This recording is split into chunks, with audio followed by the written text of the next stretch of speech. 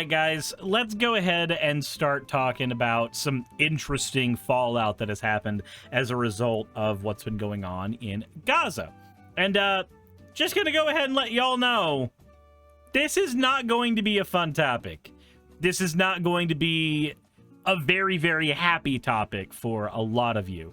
So, if you did not know, of course, the IDF has been causing a shit ton of bad things to happen over in Gaza. There's a ton of civilians dead, and of course, on the other side, Hamas is attacking Israeli citizens as well. And Iran has said that they're getting involved probably to at least some degree, even if it's just trying to fire missiles that are functionally just, hey, we have to fire back because you fired on us type of things. It's a whole ass mess. The entire situation is one whole ass mess.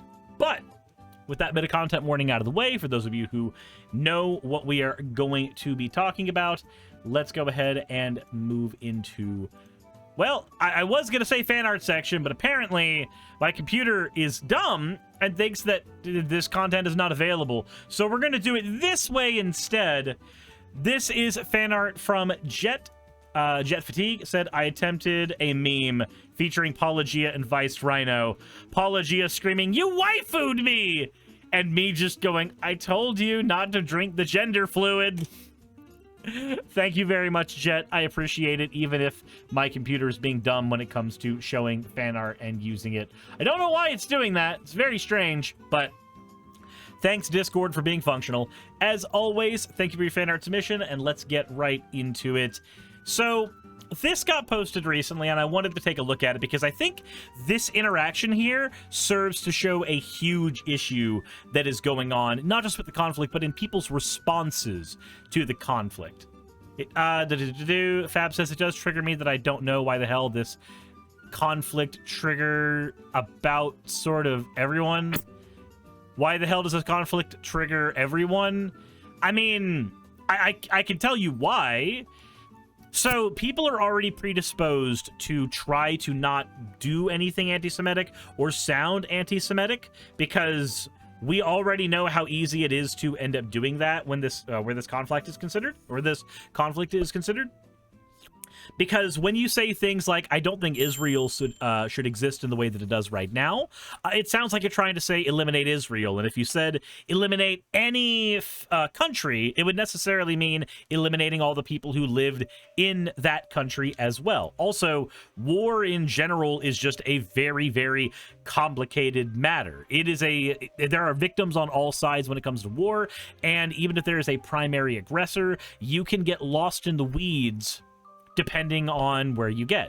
The conversation should be as simple as don't explode innocent people, but it hardly ever is. It hardly ever is that simple. Yeah. Anubian says, don't want to hear vehement hate because war needs a good guy. Everybody feels like war needs a good guy. If you want a good guy in war, I can tell you who the good guy in war is. The good guy in war is always the civilians. Like, almost 100% of the time, the civilians that are affected by war are the good guys. There might be other good guys, depending on your perspective, but from my perspective, the most goodest good guy of all time in any conflict, if depending on how you want to define it, is probably going to be the civilians whose lives are threatened on every side there. This is why it's not okay to support Hamas specifically. It's not okay to support what the IDF is doing specifically. These things are not okay to do. And that's not trying to both sides it. That's just a true statement. I don't stand by citizens being attacked and killed. I don't. This is why it was such a good thing to see during parts of the Ukraine conflict where there were soldiers who were laying down their weapons, where there were Russian civilians that were not in favor of what was going on in Ukraine, despite that having negative impacts on their lives in Russia. Like, that kind of stuff is good to see because the civilian life, they're not people who signed up for conflict. And even some of the people who are in the conflict didn't necessarily sign up for conflict. Sometimes you join the military because the only option you feel like you have is joining the military. Think about in the United States, there are a lot of trans people who are in the military because it will pay for HRT. Those people literally do not sign up to die. They sign up to survive. But effectively being part of the United States gladiator pit is the closest thing to survival. And yeah, sometimes you get conscripted into the military. That too. Or you signed up for conflict and you thought you were going to be going in on a heroic journey of some kind because you were misled by propaganda, and you found yourself in the middle of a war zone and there are civilians on the other side, and your CO is telling you to pull the trigger. Like, the unfortunate reality of war for everybody is that if you're a keyboard warrior, war is simple. You are sitting on the back lines. You are watching people do shit. But for everybody involved, it's not that simple. It's not that straightforward. It never gets to be that straightforward. The only straightforward thing is the civilian life doesn't deserve to be attacked. Hospitals don't deserve to be attacked. Schools don't deserve to be attacked. Like, that's the simple part. That's the simple part. And even then, if somebody's committing a war crime by hiding their soldiers or their artillery in a school, we've now complicated things even further. In situations where that happens, what do you do? What do you do? So, that all out of the way to kind of bring a frame for this. What is the most simple statement you can make about the war that's going on in the Middle East right now? What is the most simple statement you can make? Palestine doesn't deserve to have IDF troops slaughter its civilians. That's a super simple statement. It literally doesn't take that much to say that statement. What if I told you that there are some people that get offended by that statement? Would that feel weird? Well, according to Northwest Friends of Israel, there's a bus driver in Manchester who was sharing his political views as part of his work uniform while delivering a public service as a part of the greater B network. As you can see from this video, the Jewish passenger felt intimidated and upset. Will you ensure all of your employees leave their political views at home so no customer feels intimidated whilst they use public service? You are paid to provide by GMCA. By the way, Israel is not an apartheid state, but rather the only democracy in the Middle East. All right, so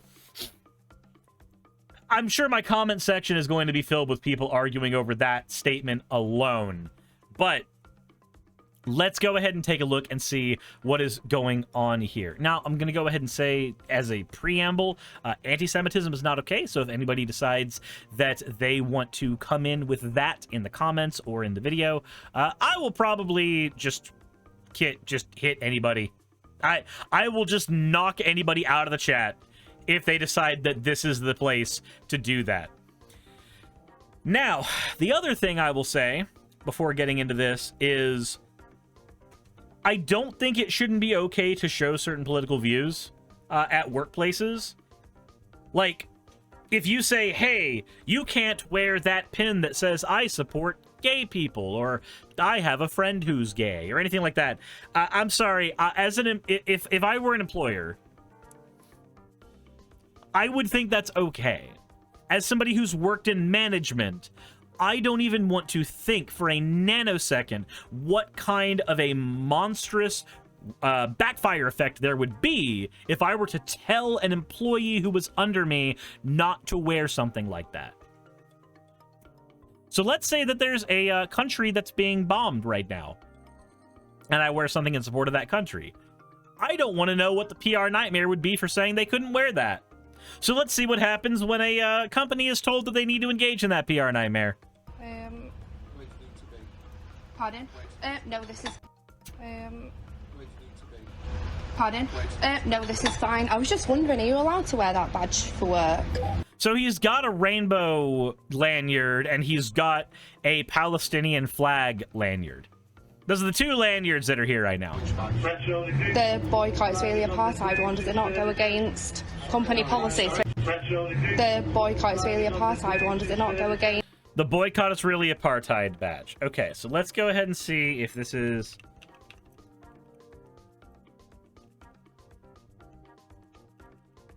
Boycott Israeli apartheid badge.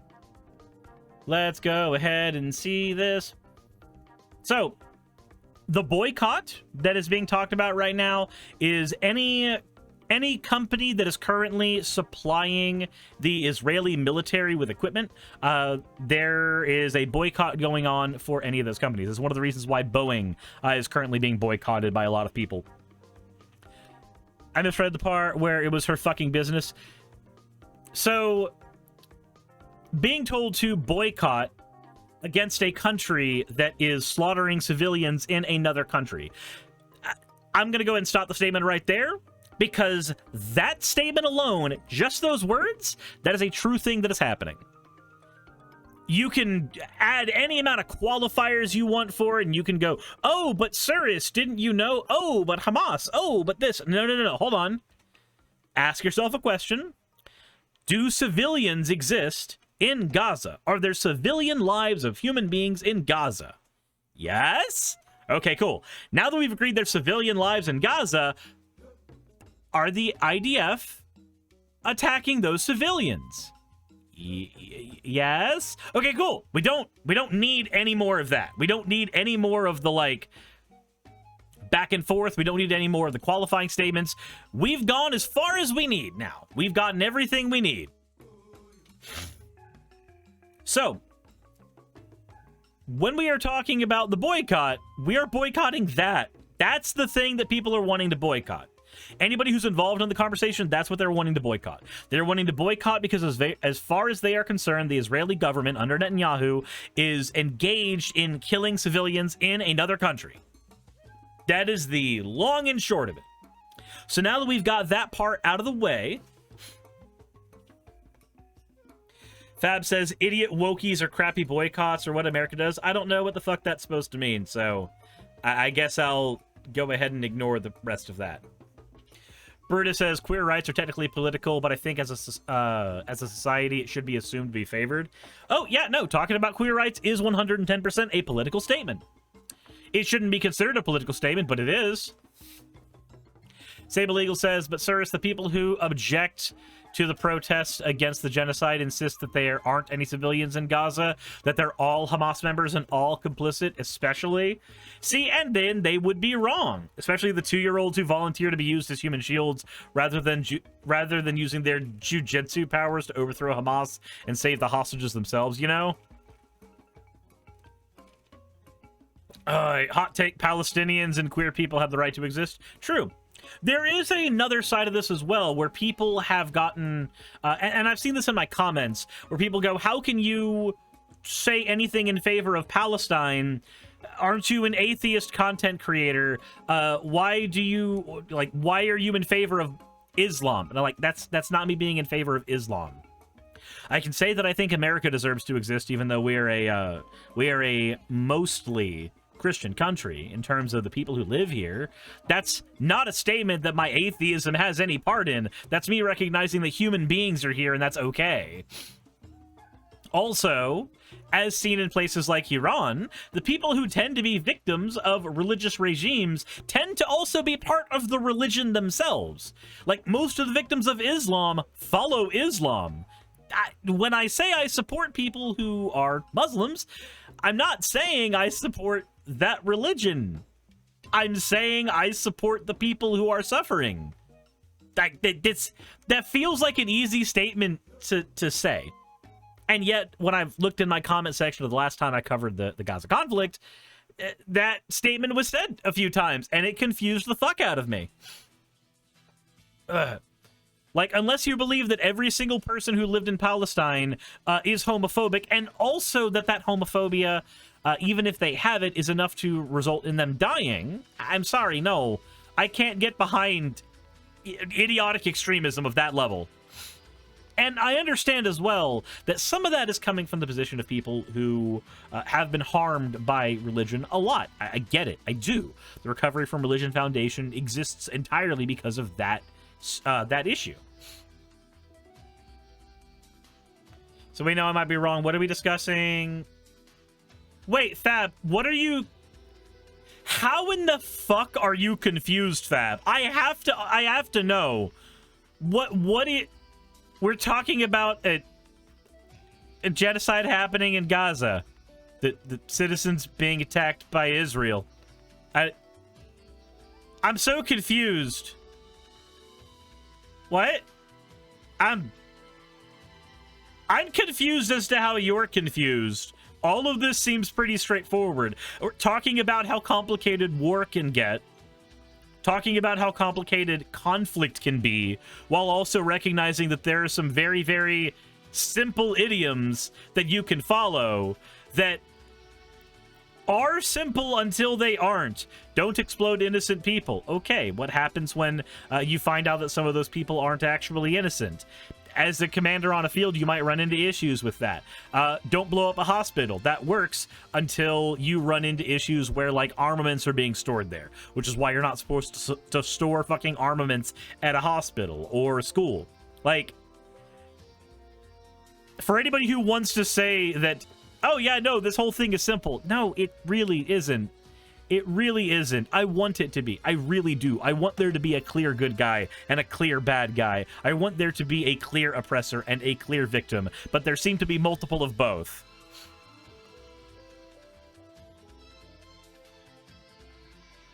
Against company policy to express... Does it not go against company policy to express your political beliefs?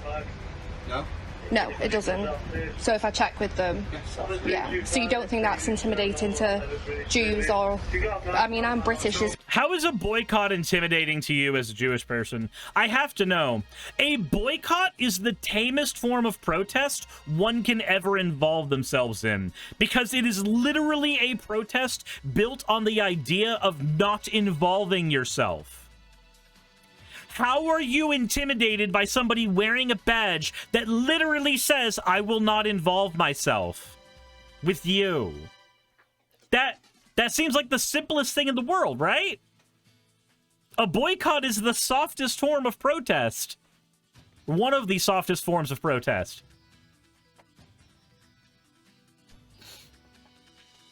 Brand Fox says if we're referring to the Israel-Palestine conflict, there's a cut and dry clear oppressor and a cut and dry clear oppressor group.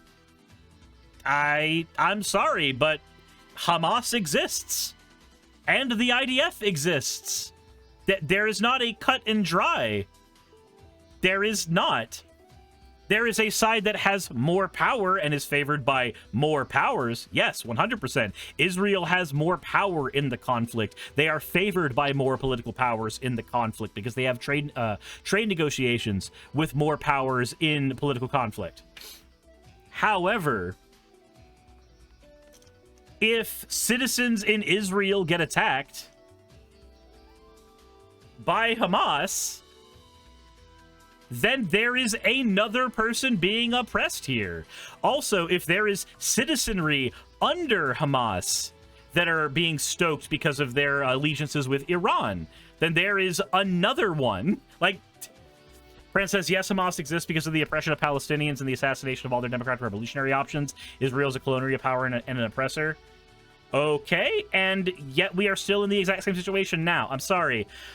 Everybody wants to have a clear right and wrong. Everybody wants to have a clear oppressor-oppressee here. I don't think that it is that clear. Just like in World War II, how the USSR was not a clear good guy just because they were part of the Allied powers. America's not the clear good guy just because we're not the Nazis.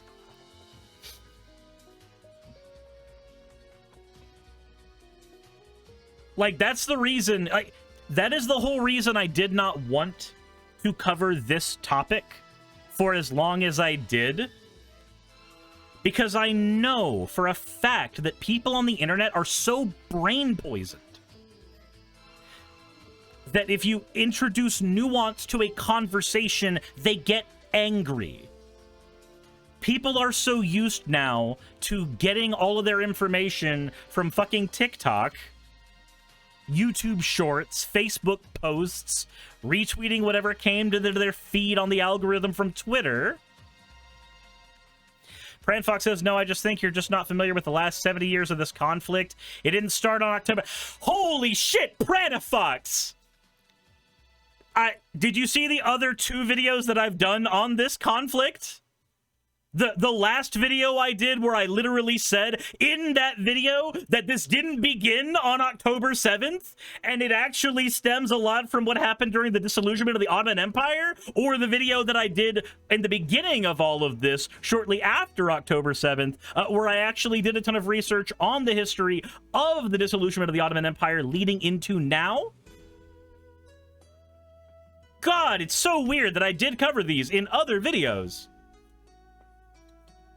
And I also never said that this started on October 7th in this one. So even without the context of those, you know, I'm just ignoring chat now.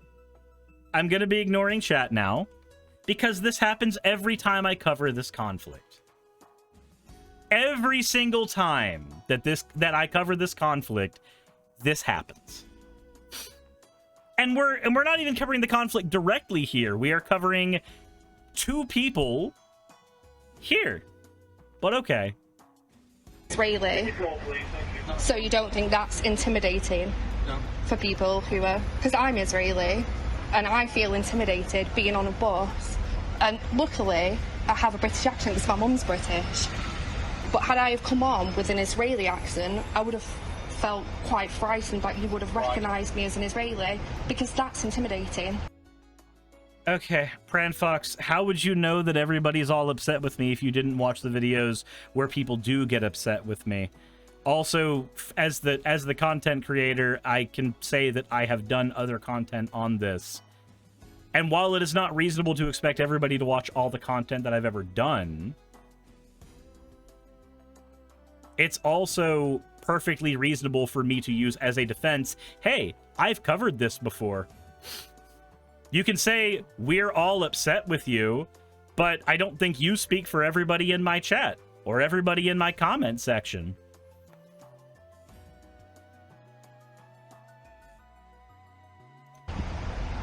You shouldn't be expressing your political beliefs at work. You shouldn't. Pranfax says, because I'm seeing everyone get upset with you in the chat. Wait, literally everyone? Hold on, wait. Who's the we here, Prana? I have to know who's the we. Because I'm looking in my Twitch chat and I'm not saying the we there. I'm looking in my YouTube chat and I'm not saying the we there. I see a you. I see just a you. Pranafox says, I'm not making everyone into a hive mind, while also saying we, while also saying we are all. The we is the people being upset. Well, currently, as of right now, at this instance, that seems to be one person, Prana. Tristan says, didn't we agree that genocide of any kind is bad? Yeah, we did. I don't come on, I don't go to work. I'm a teacher, I don't go to work wearing an Israeli flag dress. There's a difference between wearing an Israeli flag dress, which could be just a sign of patriotism in your country, and wearing a badge that just says, hey, boycott these things. In both situations, and maybe this is my brain being poisoned by being in America, but I wouldn't care if somebody wore an Israeli flag dress. Like, it's just your country. Who cares? Like, congratulations, you got the gold star. That's like somebody going, I didn't go into work wearing America flag colors. Okay, cool, gold star. Get gold star, you did it. Congratulations. Do you think that's appropriate? Yes, it would, because I work in the public sector, as do you. That's not appropriate to wear. That's your personal opinion. No, it's not my personal opinion. But it is your personal opinion. It's the opinion you're stating right now. No, it's not. It's not professional It goes against professional guidelines to express your political beliefs at work, especially when that could potentially intimidate people. I find that intimidating. My mum's best friend's family died on October 7th. They were murdered by Hamas terrorists. And that is a terrible thing, which is why I've pointed out that it is not a good thing to support Hamas either. Like, again, it's super simple. The Israeli government is involved in a genocide, or if you want to be super technical, a borderline genocide, or whatever verbiage you would feel comfortable using, but they are slaughtering innocent civilians either way. Hamas also has been involved in killing multiple fucking Israeli citizens, and that is also a bad thing. Support of Palestine, you know, support of the country of Palestine, I mean, not really a country technically speaking, but for all purposes, we make up what the fuck a country is in the first place. So, irregardless, supporting Palestine, supporting Palestinian civilians, supporting people who are involved in Palestine's government who do not agree with the actions of Hamas, that is all okay to do. And wearing a flag that says, hey, boycott Israel, boycott the government that is currently involved in slaughtering the civilians of another country, that's an okay thing to say. And having that as a badge, again, that's like somebody getting angry that somebody had a badge that said, gay people are okay. And somebody goes, well, that's a political opinion. You're not allowed to express that.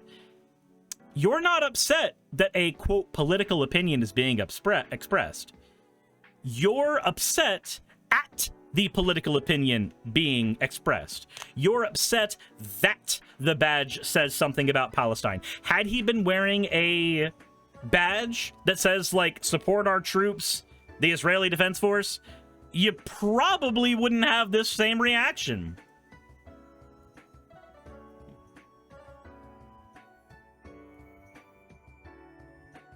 Preda Fox says, anyway, I'm out. I didn't expect someone I actually like to be this tone deaf on something and literally calling desperate people oppressors for fighting and being locked in a box. I didn't call the desperate people the oppressors. I didn't say that the civilians were oppressors. But okay, sure, why not? I don't know how hard it is to not support Hamas. It should be very easy to not support Hamas. Okay. Well, I find this that isn't a conversation I'm going to have. I find that intimidating. Well, I find that triggering. You find it intimidating and triggering that he has a badge that says that he doesn't want to be involved with Israel. Like that's it. Okay. That doesn't get us anywhere. Well, I can't do anything about that, I'm sorry. You can do it. You can not wear that at work because it's political opinions that can be offensive to Jews and Israelis getting on your boss. Well, You work in the lots of public Jewish sector. friends who have You have, religious I'm sure, beliefs. you all have Jewish friends, don't you? Like you all, like in the 50s, you all had black friends, you all had Jewish friends, and your Jewish friends. Now you're being offensive to me. I'd like you to get off the hospital. You're being offensive to me. I've not been offensive to you. Yeah, you have Jewish friends who are happy with you walking around with that on. Yes. I highly doubt it, since most Jews are Zionists. What? I'm sorry, I've actually never heard that opinion. I've never heard the opinion that most Jews are Zionists. That is a new one for me. What? Wait. Said bitches triggered like the curbstone in front of the pub? Citation, please. Yeah, no, I don't. Okay, so this isn't just a woman who is upset because she thinks that a Palestinian flag is direct support for Hamas and therefore a support for killing of Israeli civilians. It's not as nuanced as that. It's literally she is a Zionist and is angry that somebody is against Zionism. And somehow people have gotten Zionism and Judaism confused in the recent months with all this. There's a difference between people supporting the expansionist imperialist state of Israel and being okay with Jewish people existing.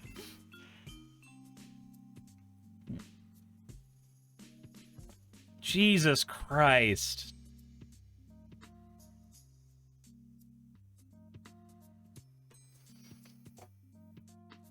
You've heard that, but that opinion is stupid and false. I haven't heard that opinion before either.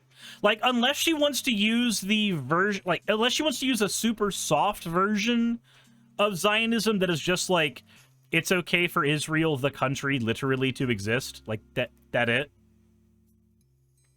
Like, that's all?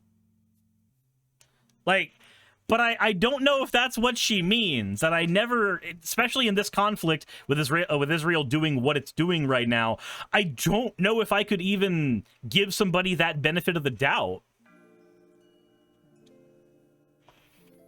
So it's literally the no true Scotsman fallacy. Yeah, like no true Jew doesn't support Zionist expansionism, I guess, would be the way to see that.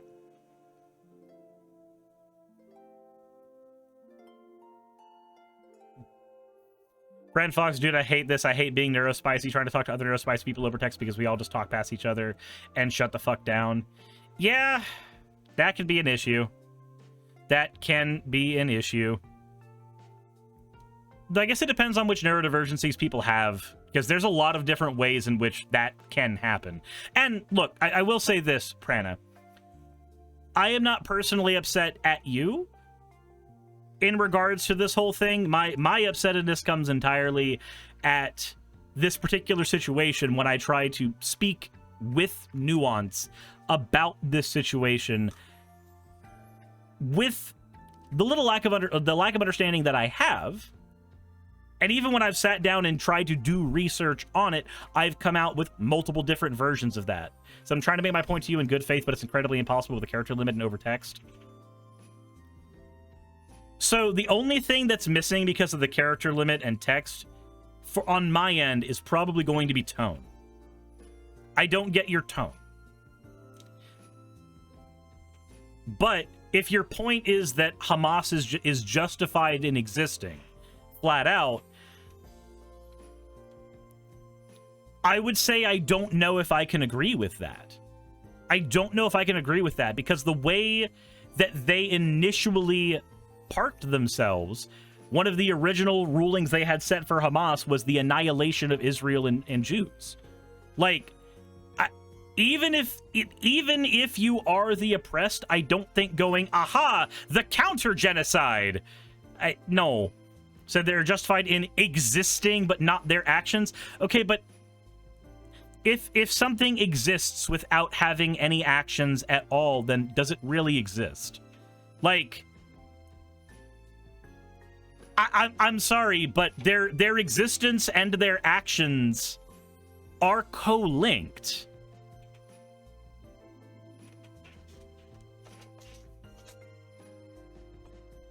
Dan Blue says there are even Zionists who are against the genocide.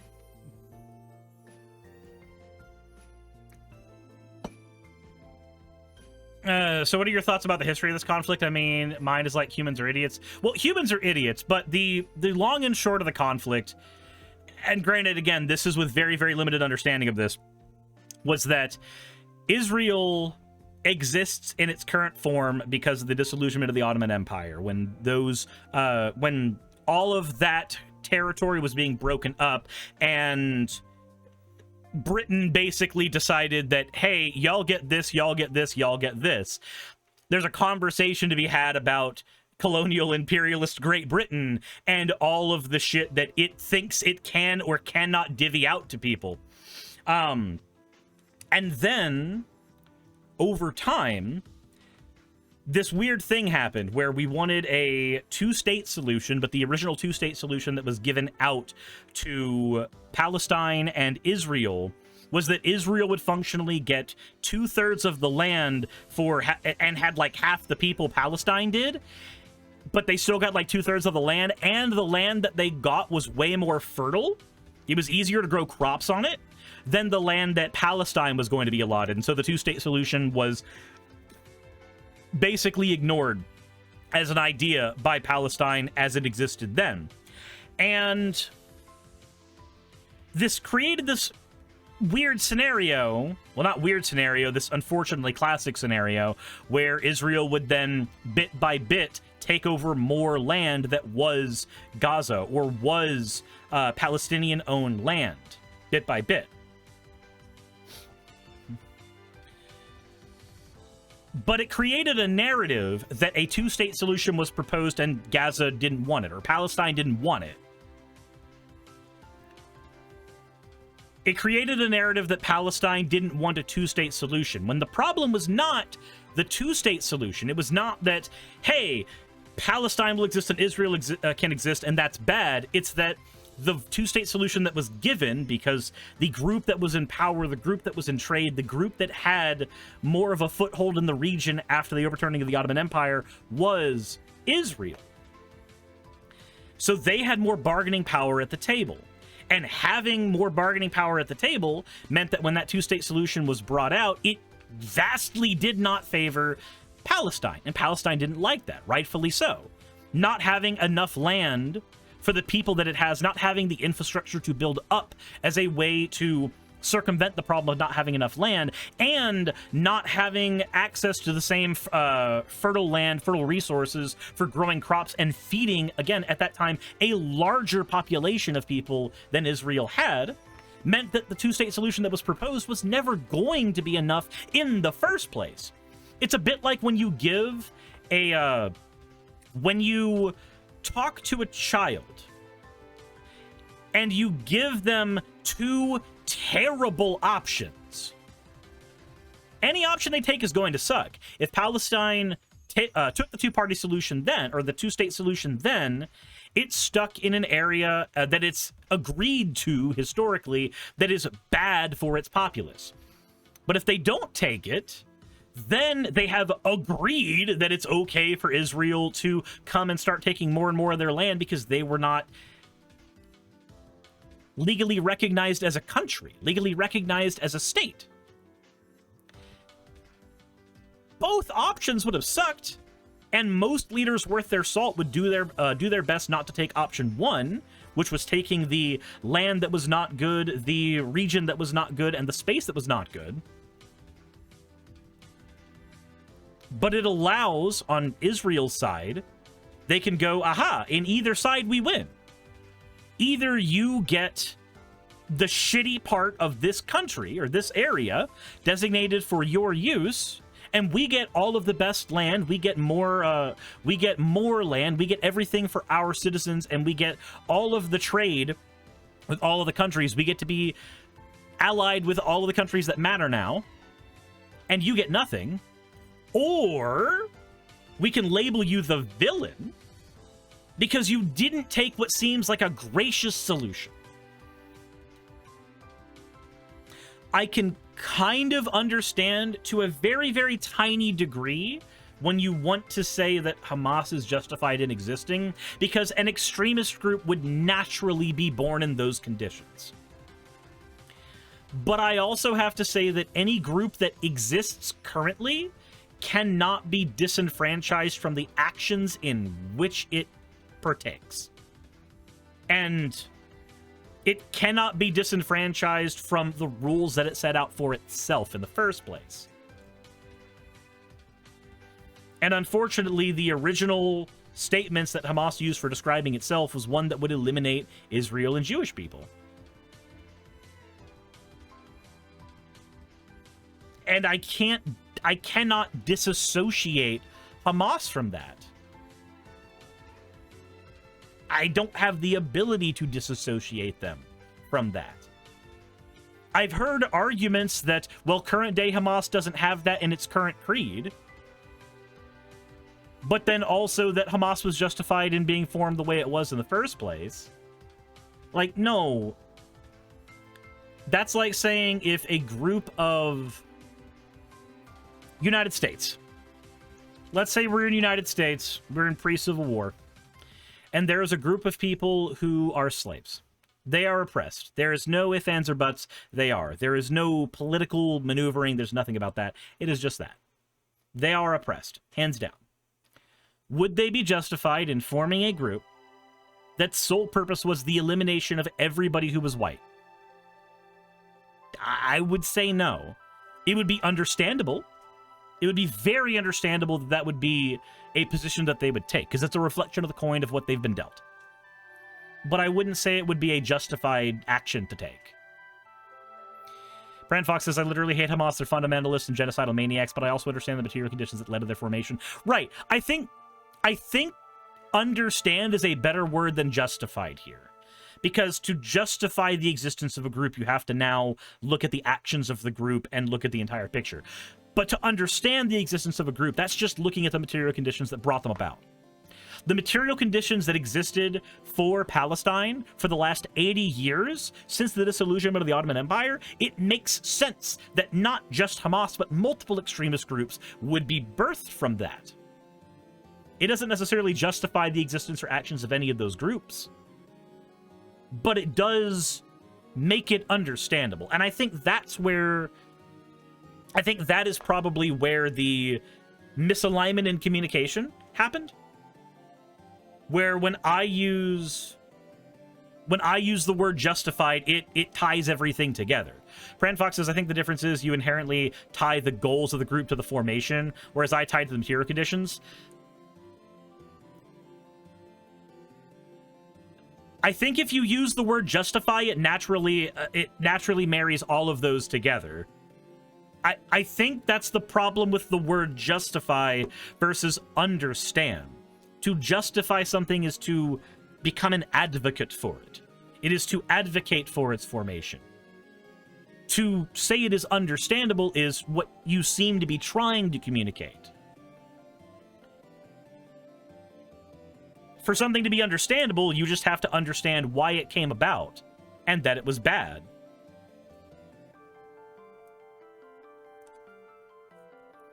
But again, this may just be based on how I use those words.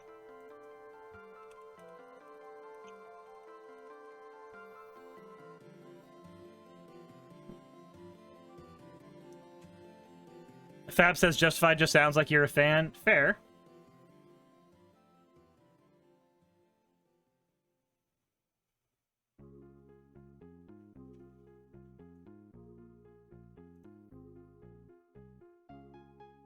It's like, best way to word it, I can understand 100% if somebody who is prone to violence has an outburst. I can understand why it happens. I can understand the causes that went into it. I get it wholeheartedly. And especially if there's somebody who is currently working on improving, I can understand that. But I would never use the word justified for their actions if they chose to engage in violence with another person, especially unprovoked. I would understand why it came about. There's a myriad of reasons why people lash out. But I don't like the word justifies for that. Brent Fox says, currently Palestine is only technically kind of a label given to otherize the Israeli citizens who are being locked in an open-air prison and killed. Well, that's the thing. They're not technically, as far as I understand, correct me if I'm wrong, but they are not technically Israeli citizens. They are in basically a liminal space of a legal group. That doesn't make it better, and it does make the Gaza Strip an open-air prison. It has basically been that.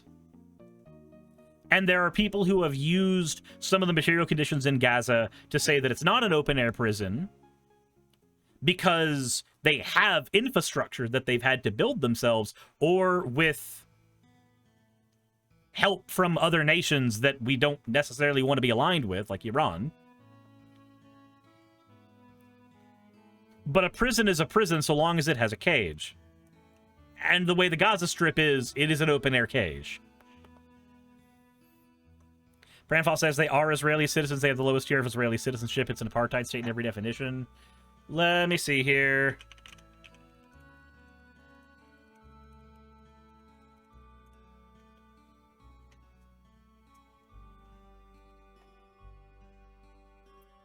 Let me see here.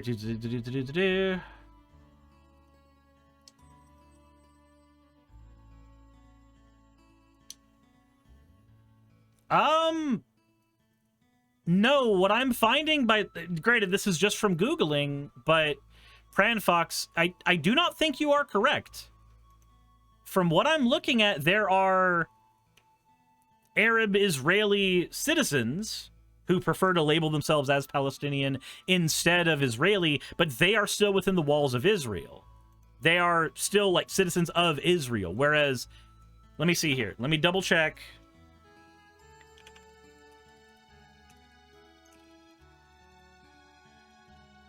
Let me see here. Arab citizens of Israel are the country's largest ethnic minority. They were captured during the Six-Day War in 1697. They transferred security and civilian responsibility much of the Gaza Strip and the West Bank to the Palestinian Authority. None of this seems like... So they're like different forms, I think 3 or 4, maybe 3. One is Jews born and living in Jerusalem, one is West Bank, one is Gazans. Israel doesn't recognize a Palestinian state and has full control over the region. I don't... Nothing I'm seeing online seems to support what you're saying.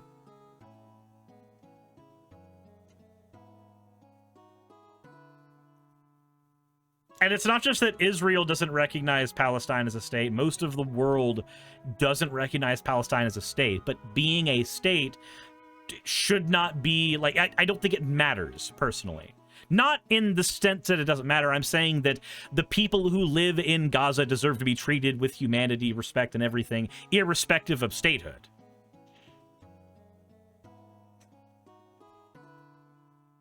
That's what I'm meaning. Not in they don't deserve to be a state, or being a state is important and you're not one. We believe being a state is important, and that's what makes statehood important. And I think that's an issue in and of itself. But I'm sorry, but I'm not seeing anything about West Bank and Gaza being considered specifically Israeli territory. Hold on.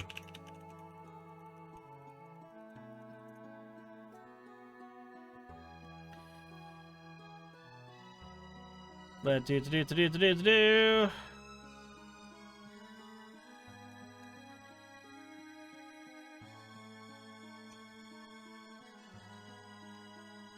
Okay. So. All right. I know where my confusion was.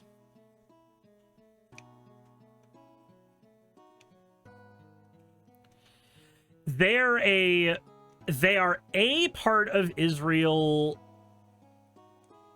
only in the most loosest of legal senses. I'm looking at Israel and the occupied territories from the U.S. Department of State.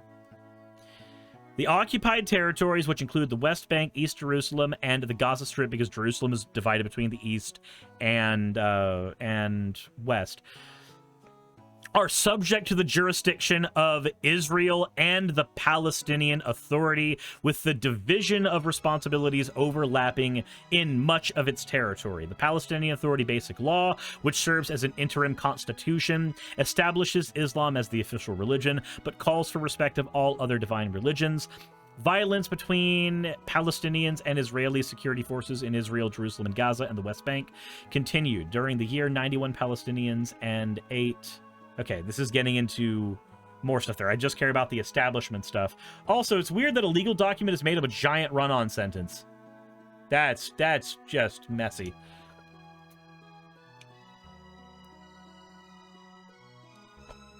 So technically, not trying to be a duck here, but we might consider the fact that we're not the first folks talking about it. Said divine religions, and basically saying that they can't make exception to people. So Islam is a religion that will call for the persecution of people of other faiths, just like Christianity will call for the persecution of people in other faiths. By having the state, and insofar as it's a state, by having the territory's creed basically say that they cannot oppress other religions, it's there to nullify Islam's tendency to do so. Just like Christianity's tendency is to spread itself against the wishes of other religions.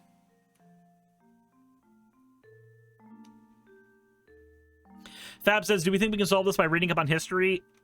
Yes and no. So again, understanding the beginnings of the conflict and all of that, it's all well and good and it's all important, but at the end of the day, you're going to come to that same conclusion that you just did. Like, don't explode civilians. Like, don't explode people.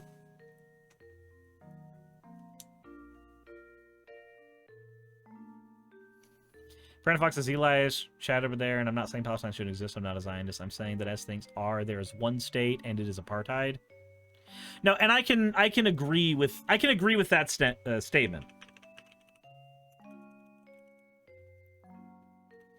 Yeah, apartheid is any system of institutional racial segregation. Any instance where there is a segregated, basically class-based segregation in a country, where part of the country is basically carved out for another one, where you are a second-class citizen in the carved-out portion of the country, that's apartheid. And yeah, that is what's going on in Israel with Gaza. Like, that is... I know I said earlier that, like, yeah, the apartheid conversation is its own conversation, and that conversation's happening right now. This is apartheid. Dude, that's what that word means. All it is that there is an aparthood, and Palestine is landlocked within the borders of Israel and is still apart from it and is still getting bombed by Israel.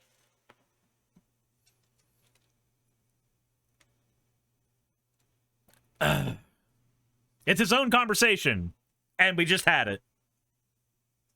Anyway, to loop things back onto the video, that is one of the reasons why I think that we're just going to go ahead and politely call her this bitch. There's a reason why this bitch is not actually right when she's saying that, oh no, I'm being intimidated by your badge that says boycott Israeli apartheid. I'm sorry, Israel is engaged in apartheid by every definition of it. They've stood next to me when we've been at demonstrations in Manchester. Oh, right, yeah, I'm sure. There's no problem. God, isn't it funny when somebody's actually, like, politely explaining to you what they have done or haven't done or do feel and haven't feel, and you're just like, oh, yeah, I'm sure. Like, you know what's going on in their head more than they do? Sure. Yeah. And you don't condemn Hamas for what they did on October 7th. You don't... If you're quite finished... You don't condemn... Do you condemn hummus? Do you condemn hummus? Do you condemn hummus? Like, okay, look. I do think that it should be easy for this guy to say, yeah, I condemn Hamas for what they did. But the fact that this is the first thing that comes out of anybody's mouth in this conversation, I do hate it when somebody gets to that point in this conversation, because the default answer, the easiest answer should just be, yeah, no, I think that the Palestinian citizens should be safe, and I'm not happy with what Hamas is doing either, because I think Israeli citizens should be safe.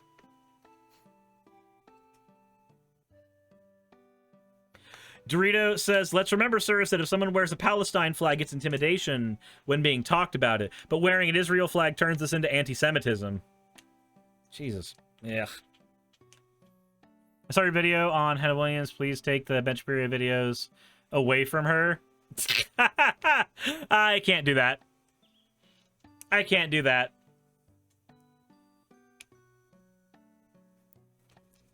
This is just it's a confusing situation to look at, because you want to listen to the person who is communicating, hey, I'm being intimidated. Hey, I don't feel good about this. Hey, I have opinions about this. You want to listen to her.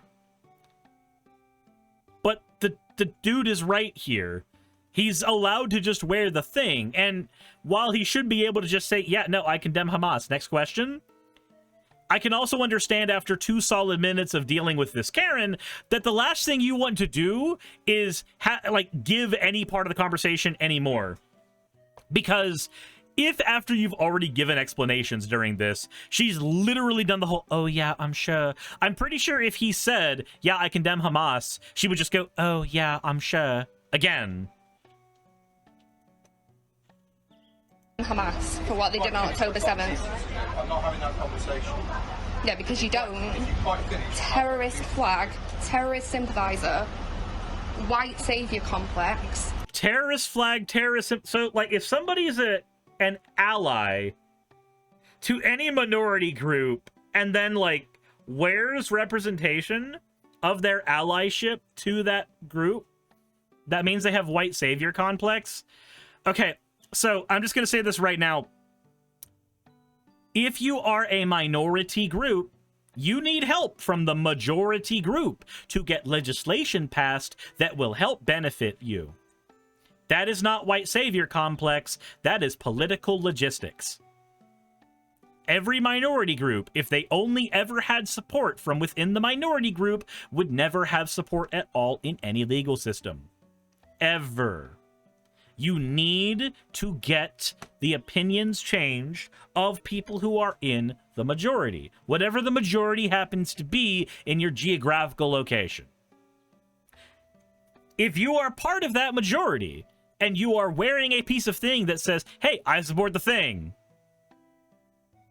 So that's not political logistics, that's how numbers work? Political logistics is how numbers work in politics, Dave! That's what that means!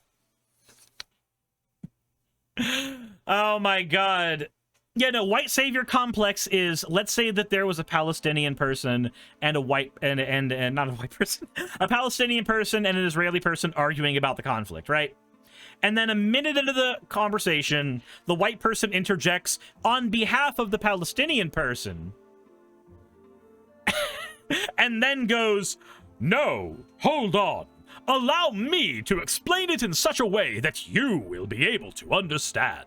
Because my friend here, who I will no longer allow to talk because they are browner than I am, they are correct, but I will need to say everything again. Probably exactly the way they're saying it. And you will listen to me, because I am the majority. Like that white savior complex is when you do the advocacy, not on behalf of somebody, but like, in that asshole way. The white-splaining thing.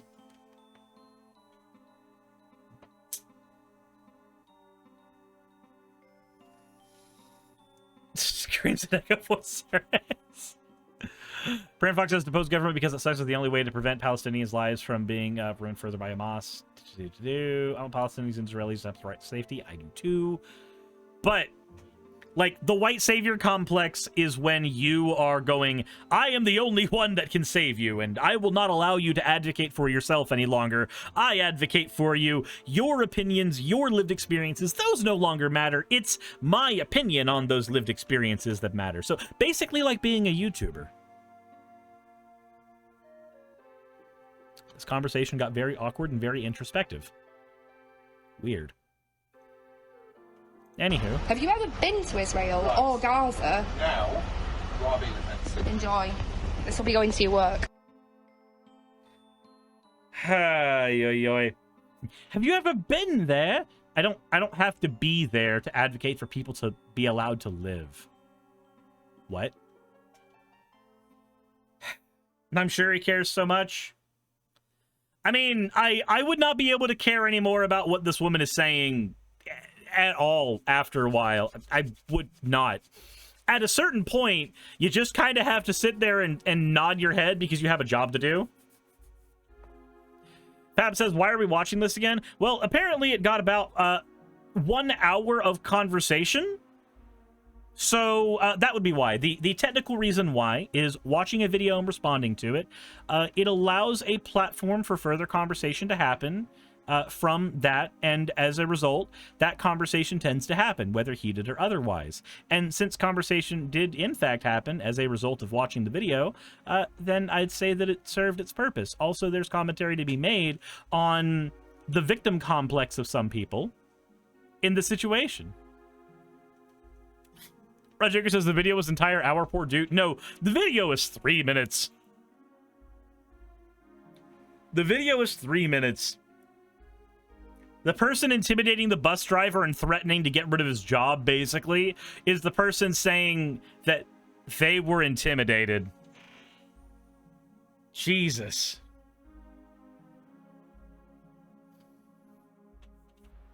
It also seemed like she sought the conversation out specifically.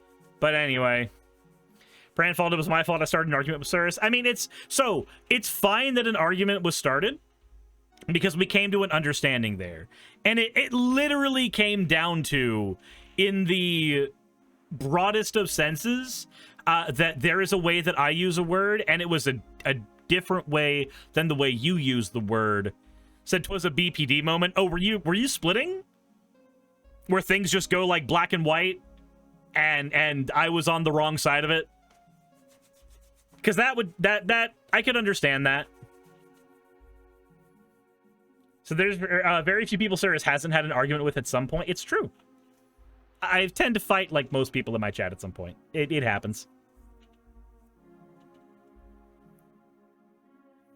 Yeah, for those who don't know, and I learned about this recently because of friends who have had partners with BPD, but borderline personality disorder, a thing that can happen with it is people can get what's called splitting.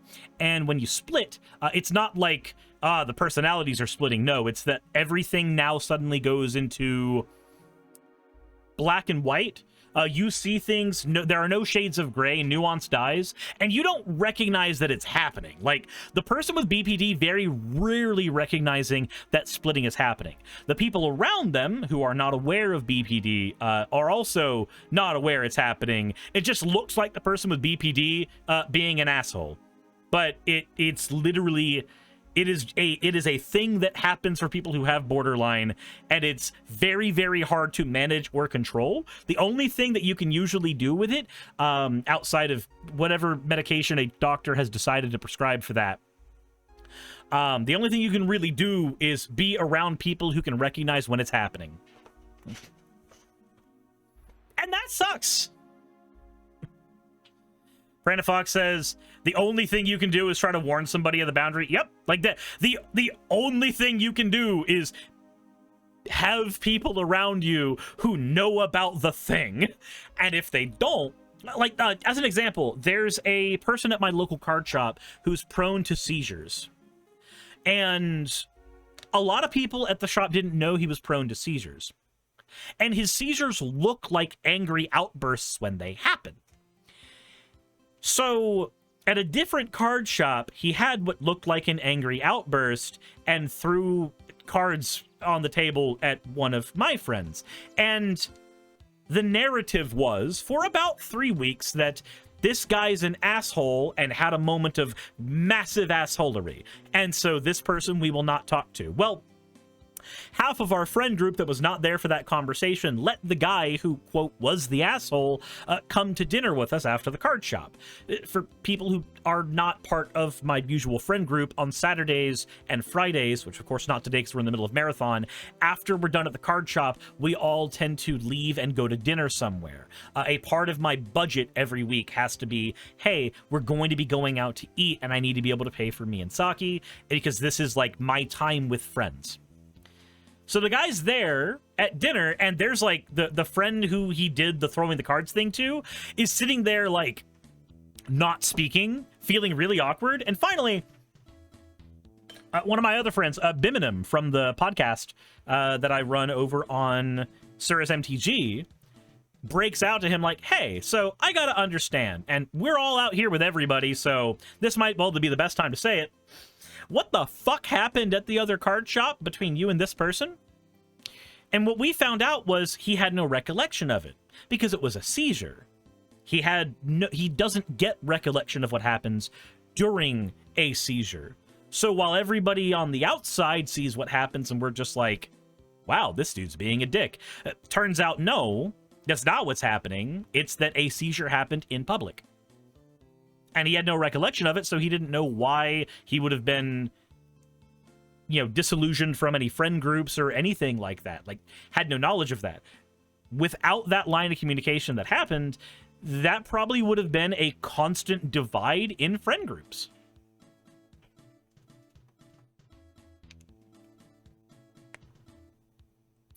Sakura says, retrogradation amnesia is common for seizures. Yeah, he had no idea that it happened.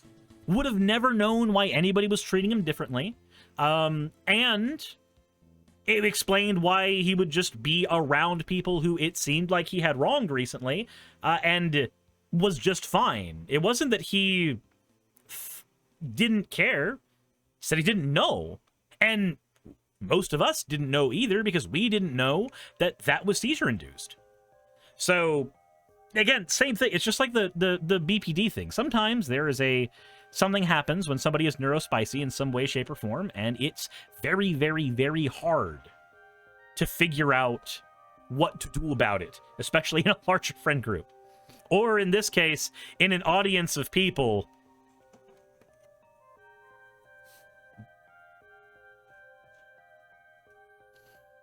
But that said, let me know what you guys think about the video.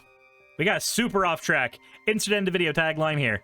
Hey, I just quickly want to give a thank you to all of my wonderful patrons who keep this show running. YouTube and Twitch are a pretty bumpy ride at the best of times, and the stability a Patreon provides me is worth more than I can say here. I'd also like to thank each and every one of my $20 and up patrons here, and they would be Red Joker, Britzkrieg, Cameron, Dren, Jemshin, Smiling DM, Poundini, Mabbity Babbity, Naomi, Isaac, Nixie-chan, the Oberon team, Agamotto, Jordan, Ravi, Giuni, Kiratorian, Prisma, all of you, I'm not saying that part, and Starlight. And finally, thank you to everyone else that helps keep this channel alive. While you're here, why not check out another video? And thank you for watching.